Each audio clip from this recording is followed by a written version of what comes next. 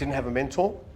Learned a lot of stuff on my own. I mean, I tell people the story. When I first started and a client would ring me and get advice. So you can understand where my brain's at. Creative and coming up with ideas, right? But he's got a system down pat. Mixing their personal funds. Oh, yeah. Mixing their personal funds with their business funds. Yeah. Okay. So don't get fooled by the early numbers, as long as we're hitting the numbers where we should be hitting, right? It's making a really small amount of profit, and it's not worth my effort.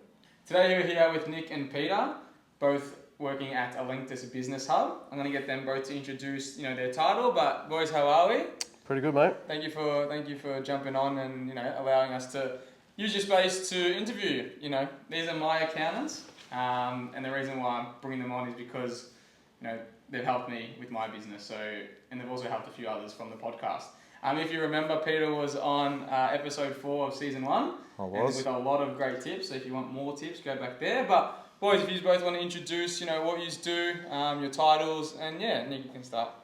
Well, I started off like Peter. I was the founder of the business. It was an accounting and tax business. But for the last 10 or 15 years, my primary focus is on advisory, business coaching, and basically scaling and growing businesses. So that's what I've been focusing on. Yeah. Okay. And while Nick's taken that step back, I've focused on the accounting side and the tax side of the business. So that's what I focus on, Adam. The exciting stuff. Yeah, you can call it exciting. Exciting, yeah. Yeah. For sure. So, fast paced. Yeah. When we see our meetings and then you tell me, how good I'm doing or how bad. Things I need to improve on. So take us through, I guess, why accounting and why did you go down the business mentor? So I started the business before the GSE came in, which is in the 90s, right? Right. So there was no cloud software, nothing like that. So I started this business.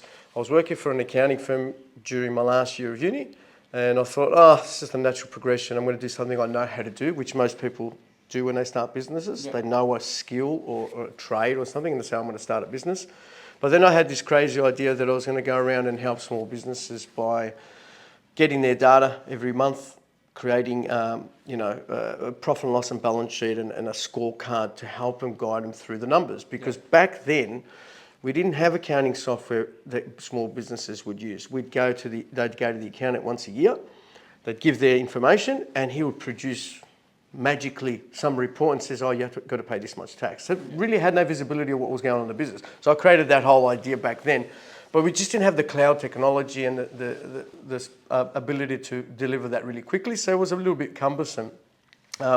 So the accounting business progressed, became busier. We got more people. We got more clients. And then I realised pretty early in that I hated it. I hated accounting. Yeah. I loved what was given me to be able to do, which is give me the numbers and be able to guide people and motivate people to become better businesses. But the technical side of it, even though I was good at it, I just couldn't stand it, right? So the whole idea was to employ people to do that and go out and see clients and advise them to become better. And, Pete's my cousin. He decided to start working for me. He was at a crossroads in his career and thought, what do I want to do? I said, this is your opportunity now I hate doing this. Do you want to do this part? And then I'll push the advisory and the account and the coaching side. And that's effectively how I ended up where I ended up, and potentially how Peter ended up as well. Same. Correct. Did you know you always wanted to be an accountant? No. So pretty much chose to be an accountant because of Nick, really, and his brother. So that's the honest truth. They were the older relatives or people that I could look up and aspire to, and that's why I chose it. I didn't even know what accounting was when I chose it, Adam. So went through uni doing it, and then came out, and to be honest, pretty much quit from the industry 3 times while I was doing accounting. Oh, really? And but then Nick, because he was in the technical part of it, the doing, which it's monotonous, it's boring sometimes, yeah. And then sat down with Nick, and Nick kind of guided me through that, and we talked about it and saw the pathway out of it, and that's what I got excited about. Yeah, cool. So obviously a lot of people would come for accountants for the tax side of things. Mm-hmm.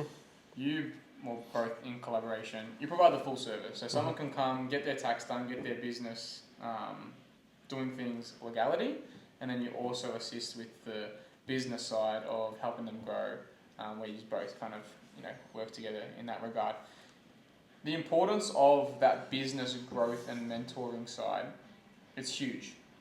but why do you think it was so essential, or to bring those two together under the same roof? Because the numbers dictate everything. Firstly, right? So if he doesn't get it right, I can't guide a business anyway, right? So that's super important that the numbers are always accurate and we're guided by the details, right? Why I thought it was super important was because when I started my business, I reckon in the first 10 years, I probably lost clients I shouldn't have lost because I didn't know better. Didn't have a mentor. Learned a lot of stuff on my own. I mean, I tell people the story. When I first started and a client would ring me and get advice and I didn't know the advice, I had this strategy would be, hey, John, I'm with a client right now, but can I give you a call back a little bit later? And then I'd go and Google and research the hell out of it and come back with a solution, right? Yeah. So I didn't have the mentorship or someone to guide me, and I thought most small to medium businesses, they can't afford an advisor to be full-time in their business, but they can afford a little snippet of that that can guide them and push them along, as long as they're willing to do the work, yeah? So we've seen a lot of businesses that have some great ideas and just haven't executed properly because they haven't had guidance, and that's where we thought there was a gap for us to step in and start helping them. So I know, Peter, you've mentioned that you do accounting for pretty much everyone, or like business owners, not like sole people. So, but is the mentoring specific to like small, medium businesses? Is that like who you like to focus on? Look, small to medium businesses have got the biggest gap. That's where they need a lot of work. Major corporations or bigger businesses, they've got CEOs and stuff that's what they're supposed to be doing, right? But we've taken some really small guys from $500,000 to $1 million turnover, and they're doing 50, 60 million a year. You know, like, so there's, look, you're never too small, but there is sort of like a mentality thing as well. Like if you haven't got the right mentality, if you don't want to grow and you just want to do your job, it's not for you. Yeah. It's just a waste of time, right? Yeah. But if you want to scale, if you really aspire to be something better, systemize your business, get out of the weeds, that kind of stuff, then you need someone to guide you. Yeah. And how long have you both individually been in the industry? Me, I started in 1997, so almost 30 years. 30 years. Yeah. It's been about 14 years. Wow. So a lot of experience, a lot of brains, and a lot of work. And I think that collaborative focus is, what's key, because like you said, if he doesn't get the numbers right, you can't do your job. No. And if, so let's say another accountant, another client's coming to you for the business advice, how much do you know if their accountant's doing the right? Well, you never really know. You never really know unless you audit information, and that's just a waste of my time, to be honest with you. That's not what I'm really good at or what they need me for. But yeah, if you can't, bookkeeping is pretty easy, yeah? If people follow a process like Pete does, he's got it down pat. If you follow that process, and you'll produce accurate numbers all the time. Yeah. I won't follow that process because I can't be bothered. Right? Yeah. Like to give you an example, I don't even want to become an accountant. I want to become a fashion designer. So you can understand where my brain's at, creative, and coming up with ideas, right? But he's got a system down pat. I trust it. It's easy for me. If it comes from external, then it becomes a different thing. I have to interrogate the data, then understand like what's really going on here. And it's necessary. You have to do it. But I'd rather have the information that was really easy for me to understand from the start. Yeah? 100%. Yeah. And Peter, you've explained to me before, because there was a while where I actually struggled to say Elenktis. Yes. And then you actually gave us the meaning behind it. And then I'll get... I did, but unfortunately I'm going to cut you there, Adam. And I'm going to say, since Nick came up with the name and had the reason, I'll let Nick explain it. Nick, tell us. So the name wasn't Elenktis to begin with, right? So the firm had a different name. Right? Oh, right? So it was called Peterson Group for a long time. Oh. Right? And that Peterson Group came because European background, didn't want to use my surname. My dad's name's Peter, I'm his son, Peterson Group was born, right? That was the first one, right? And then what we decided was this advisory and coaching and all that stuff, that became a service that created in Peterson Group, right? Yeah. And we gave it the name Elenktis because it comes from a Greek word, which Elenktis means financial controller. So you're controlling the business. Right. And that's what we were selling, financial controlling and managing a business and, as a service, right? And then we just liked it so much, we said, it's pretty unique. No one else uses it. I know some people struggle to say it sometimes, but why don't we just change the firm to that name? And that's how we got to Elenktis. There was also the Socratic method. That's what. Well, the Socratic method was later born during the coaching, right? Yeah. So our whole coaching mentality was, we're not here to provide you with every single answer. Yeah. We think the answers are in the room. We just got to ask the right questions. So how our whole mentality is asking you or the client the right questions, it will lead them to the answer. We just pave the way. Yeah, of course. Yeah. Is there can you remember any specific names that people have said trying to say the business name? Elenktis. Elenktis, yeah. Elenktis. We get stuck on that sometimes. Yeah. So, Let's get past that. yeah, at one point I really started to question whether I wanted to use it or not, but yeah, we stuck with it, and so that's what it is. It's working, Yeah. which is good. Now, when it comes to the accounting side of things, what are some things that people just typically misunderstand when it comes to it? I think they misunderstand a lot of things, Adam, because it's not explained in a way that they do understand. Like, it is technical at times, and because it's technical, the way it's explained to them gets confusing. And I think simplifying things, and that's something that I learned early on, especially with Nick. Sometimes even I used to complicate things with answers, and simplifying it really helped them out. And Nick, when a business is obviously trying to grow, they're coming to you to assist with that. Is there a common thing that keeps people stuck in that same position? Always. It's always the same thing. The founder. It's always the founder. And it's not because they mean it, it's because they know everything in the business and they're the person that everyone goes to. I mean, I used to experience it a lot here until I started delegating, saying, no, that's your department, you run it, these are the systems we built around it, follow the system. So the founder, it's pretty much like speaking to me and myself, you got to stop being the go-to person. Systemized. Well, it's training is one thing, but let's just say you train someone, they learn, and they leave. There's no system. Who takes that position? Back to the founder again, right? Yeah. So the whole idea is to systemize every single process. Like, I've got businesses where I've systemized even what happens when you turn up. Turn on the lights. This goes on, the coffee machine, whatever. Nothing gets missed. Everything's on a checklist. Everything's on a system. Everything's got a procedure around it. Yeah. So if I get stuck, I'm sick today. I'm going to be sick for a week. Something's happened, right? Then I say, okay, Pete, someone else got to take my work. They go into the file, whatever that work is, and say, this is where it's at. This is what needs to be done. I've never done this. I click this link and it gives me a video how to do it. Okay, well, so you pretty much got like a manual. Well, that's successful businesses. I mean, have you gone to McDonald's and see what happens there? No, I used to work there. Pretty systemized, isn't it? I ate a few burgers as well. Yeah. That wasn't in the system. That's what I've actually said to a lot of people. It's crazy, but I used to love McDonald's. Now I think about it, that everything had a system. On a timer. Everything's on a timed, timer, yeah. You can pretty much give it to a kid. That's why kids work in it, and that's why labour was so cheap, because they invested in the system and not in the people. Now, I still have a lot of belief that you have to invest in the people as well, to execute it in the way you want to execute it. But the system comes first. If you can't get that right, you're the problem then, because they're going to come to you, mate. Yeah, that's a really cool way to look at it, and it's definitely something that I've implemented in my system and want to keep strengthening. Because, like you said, like I think with Peter, with a lot of our a lot of our meetings, I used to say, like, I need this person. Peter's like, you don't need this person. Everyone's replaceable. And I think that's a cool way to think of it. I think we've had robust conversations about that too. When it comes to the financial side, why do you think, some smart people might still make some bad financial decisions? They're misguided. They're misguided from the start, and they're fixing their ways at times, Adam. And like Nick touched on before, if the numbers aren't correct, they can't make those decisions. And smart is so different in so many ways. You could be smart at what you do, but the numbers sometimes are lying to you because they're done wrong. And therefore, you're making wrong decisions because those numbers are wrong and you're misguided by the advice that you're getting at times as well. That's definitely one thing, but I think also what you need to consider for the person's perspective, they're driven by emotion.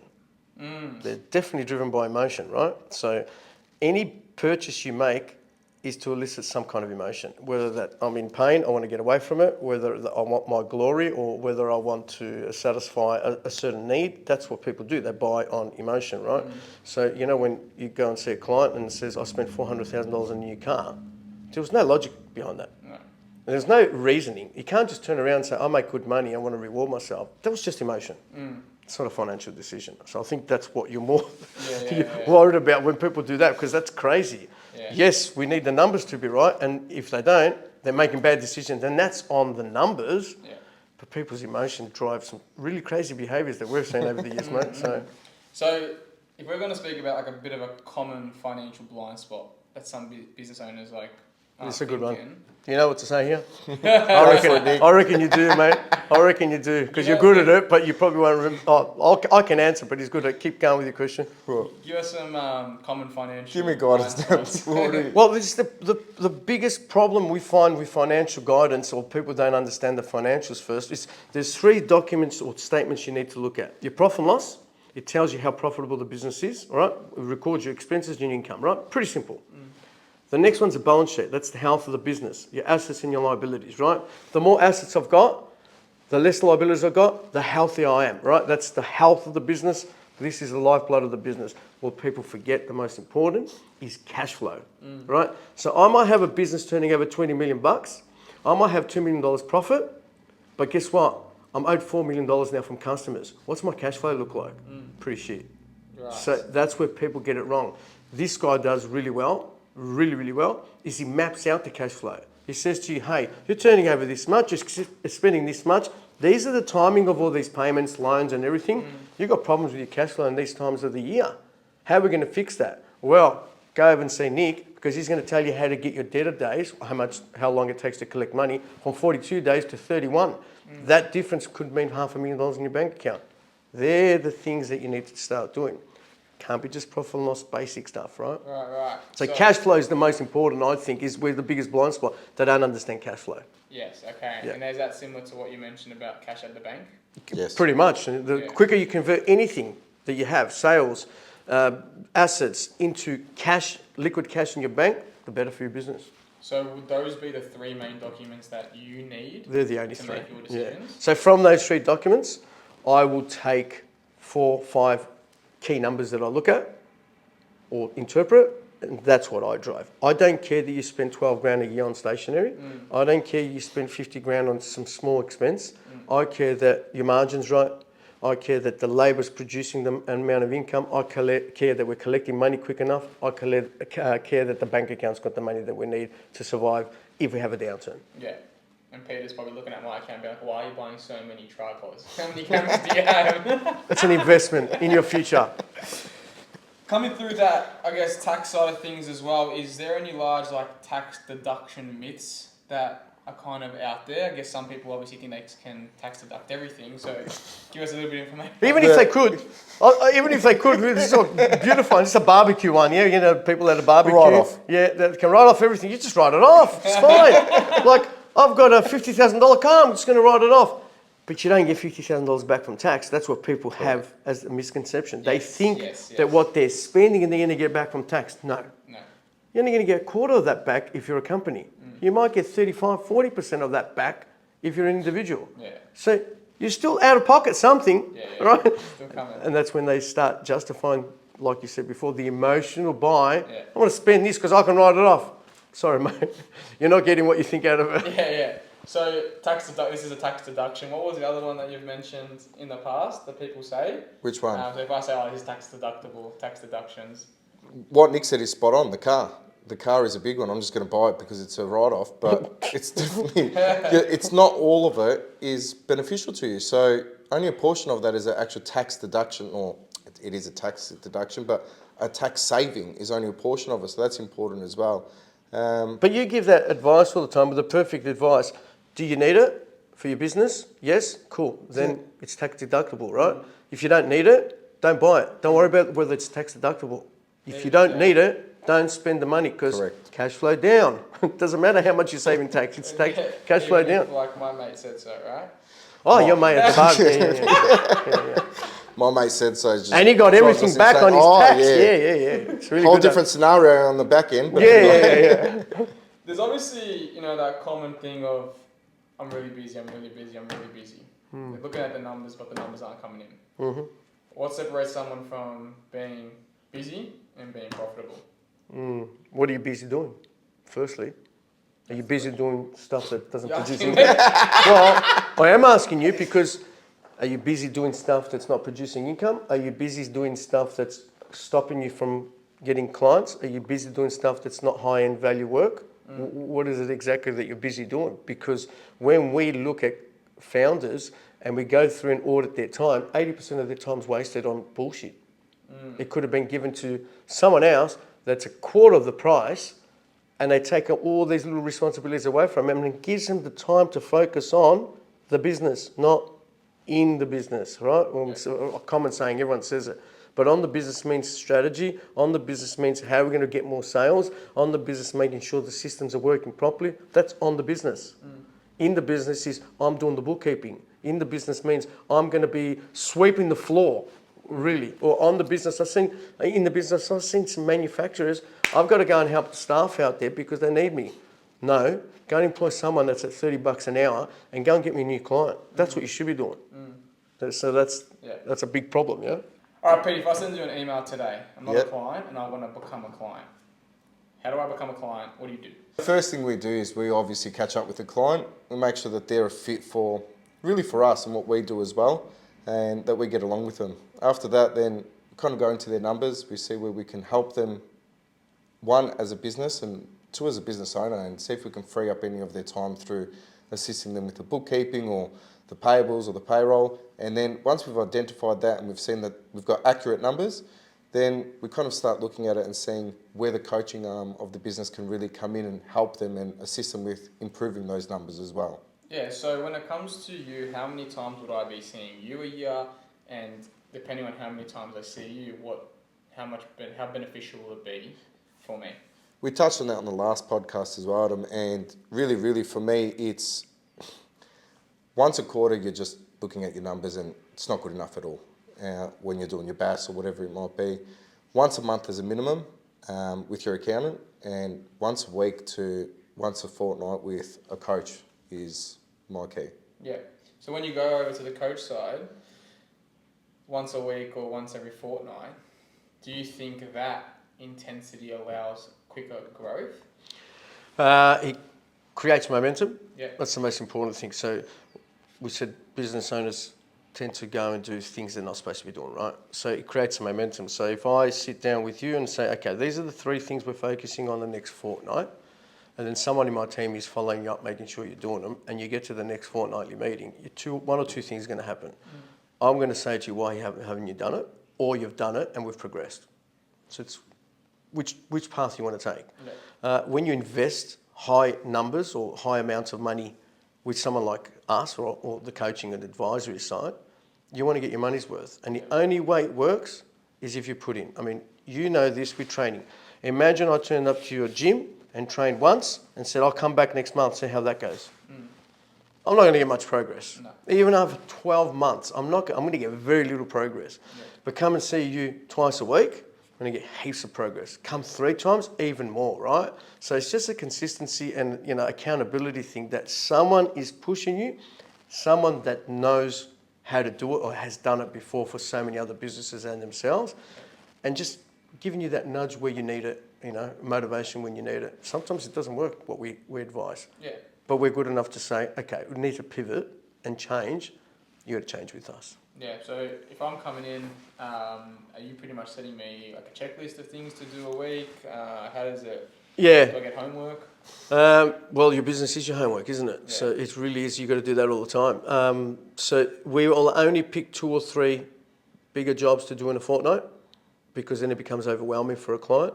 Yeah. So 2, 3 big things. We work on that. We progress. Once we get to where we need to, we pick the next 2, 3 things, right? Yeah. The little things is they just start becoming that gets pushed to someone else in the office for them, because they start learning how to delegate better. Yeah.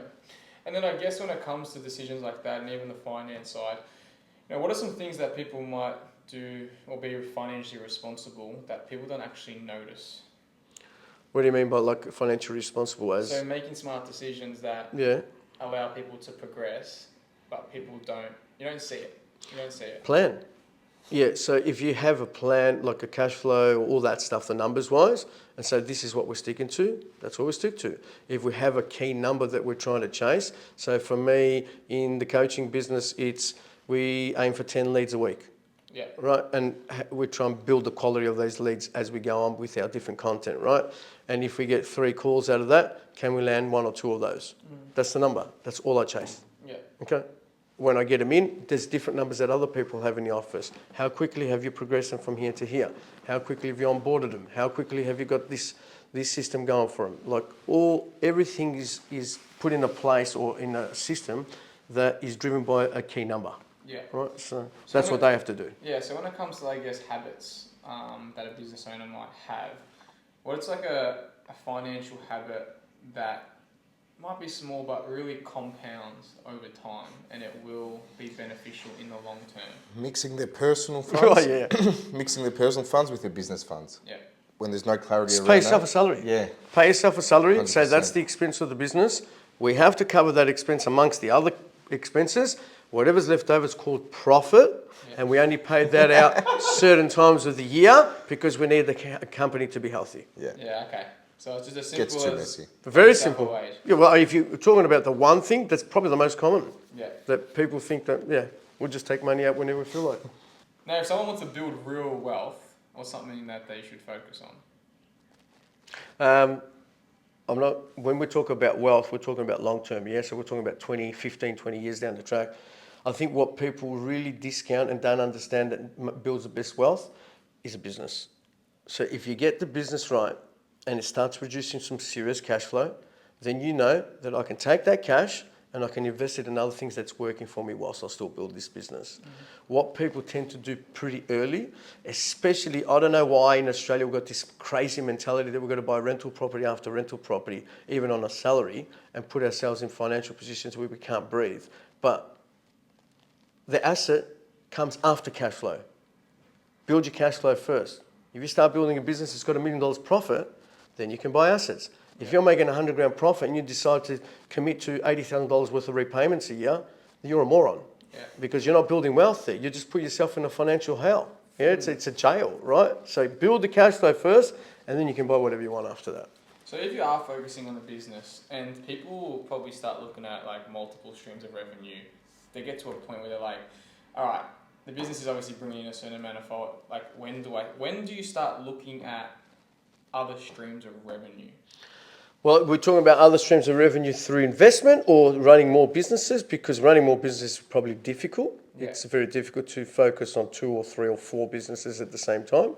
It's possible if you have the right people in place and the right systems in place.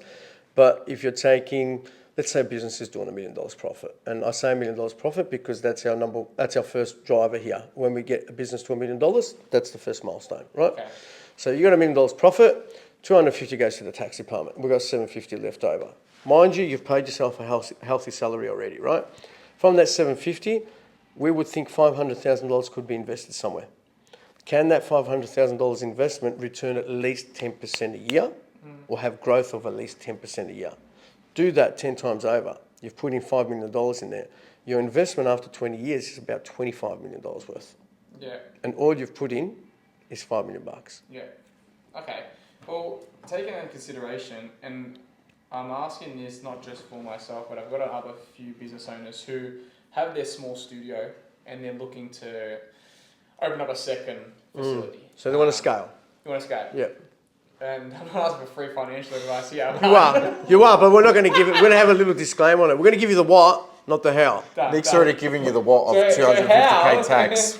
At what point, But not more. or is there like a percentage of profit? Because it might be hard for a small studio or a small place to bring in $1 million of profit a year. Of course, and you might have to do that in 3 different chunks. So when do you, or what are you looking at to be like, I'm ready to open up that second place? Okay, so is that first place running because it's all on you? Then you're not ready. Yeah. If that first place is running under systems and everything and you're not even involved anymore, you're ready to scale. You're ready to go to 2 and 3, and that's how franchises are built, right?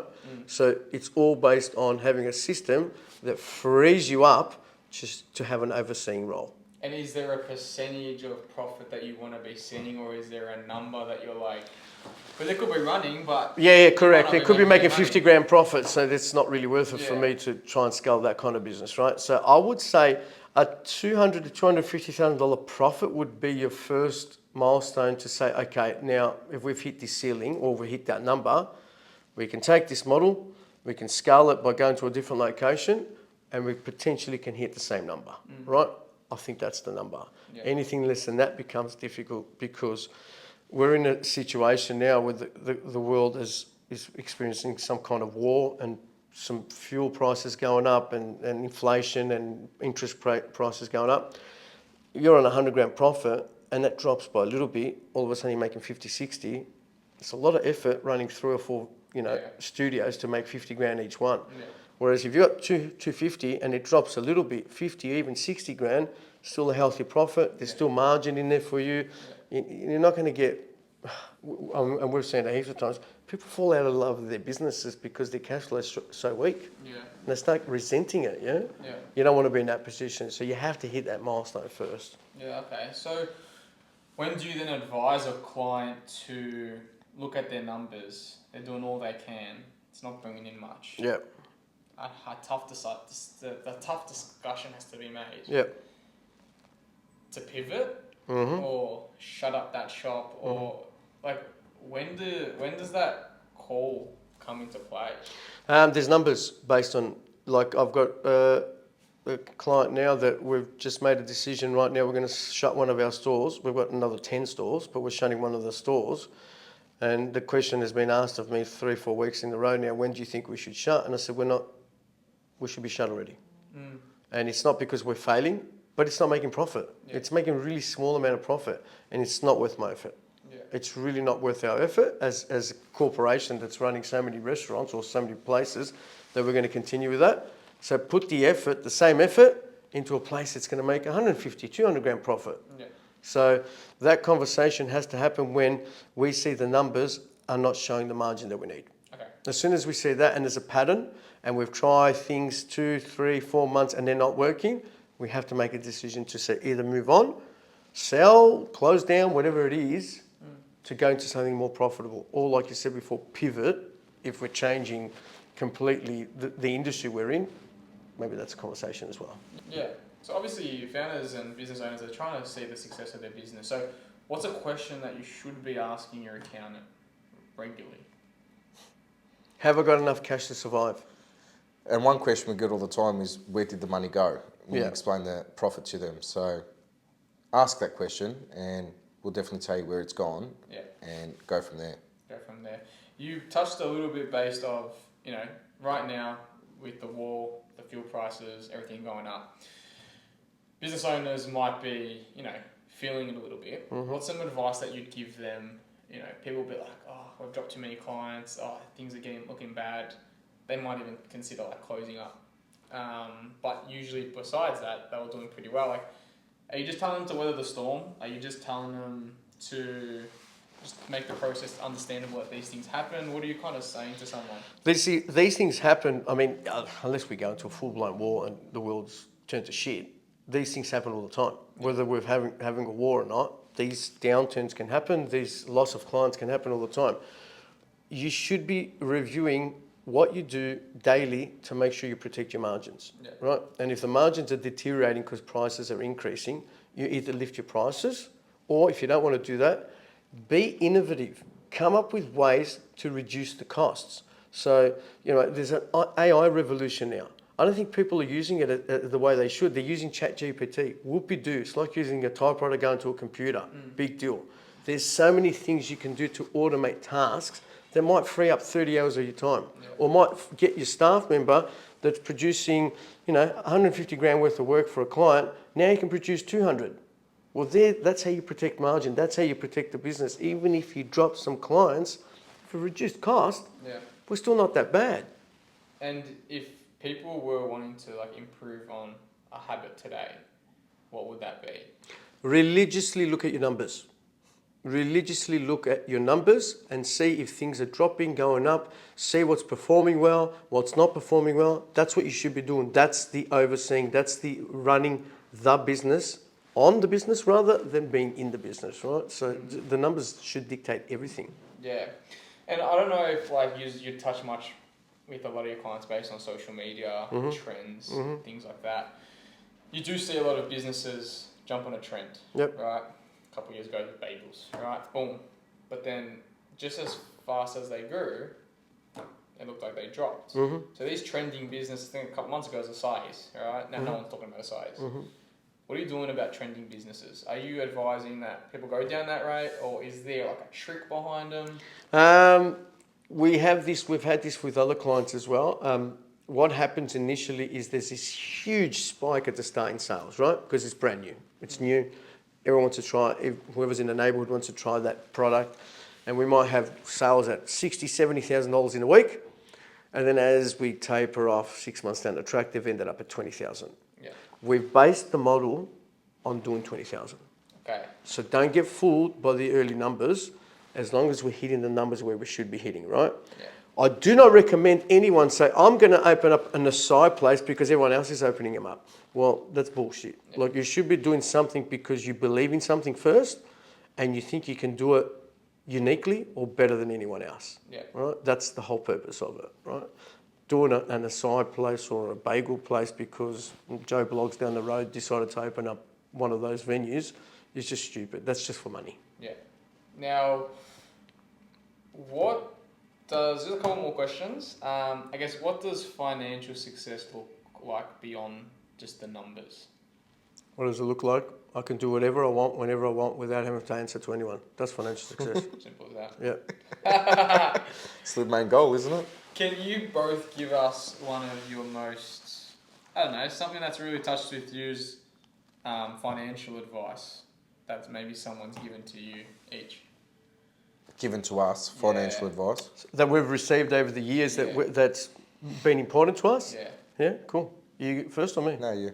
It's always me, isn't it? Yep. For me, probably, it was always know your numbers. It was always know your numbers. Like, you cannot run a business based on gut. You can't run a business based on trends. It's numbers, yeah? So every behavior I have in my business has to come back to a specific number. If it doesn't, I just don't do it. Yeah. It's simple as that. Yeah. It has to move a number. And then when I say a number, it might move profit, it might move sales, it might move time, as in I spend less time. They're key numbers for me. It might mean cash flow goes up, as in bank balance goes up, wealth goes up. They're the things that matter to me, right? So I've got a client that I'm working with right now. He's making some really good money, but he's working 80 hours a week. Yeah. So he says to me, Nick, I just want you to reduce my time. I said, that's the easy part. How about I do that and we can probably make it more profitable at the same time? Because once we've improved these, you'll have more capacity to do this with your whole team anyway, right? So move a number, man. Like, just always focus on those numbers, man. It's like the Bible of business, all right? Yeah. I was really lucky to come into a business and also be guided by Nick in my younger years. So a lot of the stuff that he's touched on are the things, the financial advice that I've received, which big ones for me is free yourself up and constantly try to not do that. But I've realised over the years how important it is, and why he's drilled that consistently into me is more free we are, more we can focus on the business, like Nick said. What did you say to me the other day? You're the master of delegating and getting people to own different projects in the office. Yes. Yeah. Because I don't want to do them. Correct. Exactly right. Exactly right. Spot on. Nick's always said, give it to the laziest person. They'll find the quickest way to get there. That's a good piece of advice. Now, last question, what's the most satisfying part of helping a business succeed? Pete, you go first. For me, it's when I see them go through either coaching or whatever it is, and when you're changing an individual's life and you're changing their family's life, and you see that and you see the relief in their face or the pain that they've come in with at the start and then the relief later on, that to me is everything. That's why we do it. So it's for them. It's for the family. Yeah, it's pretty spot on. That's always what we've always focused on, is how do we change someone's life, yeah? Whether it's really, really poor at the moment because they're stressed and cash flow's crap, and we improve that, or we make someone really, really successful. You know, we're opening new venues and we're scaling to 100 million, or we've got clients at $500 million at the moment, right, turnover. Like, when you see that kind of stuff, you say, okay, I had a part in that. We're not saying we're the only reason behind it, but we have a part in it. That's more satisfying than any financial thing that we can receive. Beautiful. Boys, thank you for allowing me to come in and ask you all these questions. It's going to be quite beneficial for a lot of listeners, a lot of young founders and upcoming people to listen to the tips and tricks that you've both given us. So thank you very much. No worries, mate. Thank you, Adam. If you found this valuable, be sure to follow along for the remainder of our 30 in 30 series. And if you want to support this business, check out their details below.